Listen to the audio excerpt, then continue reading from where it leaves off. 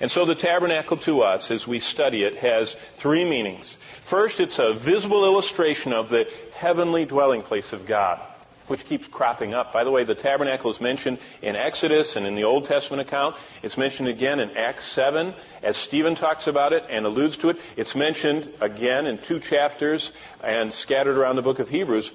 But it shows up as the Jewish flavor of the book of Revelation. You can't understand Revelation until you realize that from the 4th chapter on, it goes from a church orientation to all of a sudden in the 4th chapter to a Jewish orientation. And what we see unfolding in the book of Revelation has nothing from chapter 4 on to really do with us. And God makes that very clear.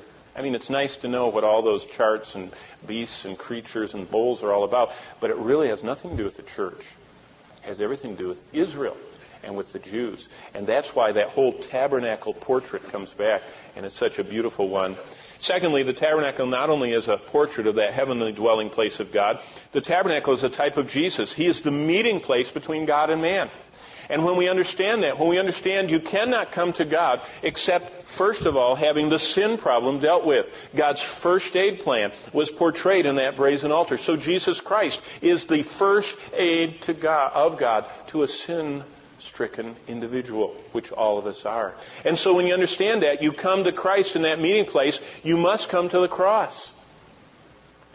Churches that don't tell the gospel are just giving out tap canes to blind people. They don't let them have the regeneration that gives them sight because they don't tell them you have to start at that brazen altar and you must come to the sacrifice of Christ. Then you must live daily in the 1 John 1:9 of daily cleansing, and then you go into worship and service of God. But finally, the tabernacle not only is a beautiful visible illustration of the heavenly place in which God dwells, also the tabernacle is a type of Jesus, the meeting place, but finally, the tabernacle is a type of the communion of Jesus with all believers. It is a beautiful picture of how we come into His family, of how we are cleansed, but also about how we can feed on Him, how we can be illumined by Him, and how we can have His wonderful intercessory prayer for us through that beautiful golden altar of incense. Well, the key to the tabernacle then is Christ. It says in John 1 and verse 14, if you want to turn back there with me, a very, very important verse. It says, "And the Word became flesh and dwelt."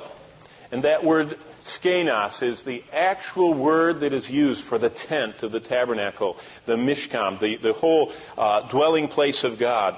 And so the Word became flesh and tabernacled among us. And each detail typified and symbolized and beautifully portrays the divine incarnation and first advent of Jesus Christ and of His wonderful, efficacious work.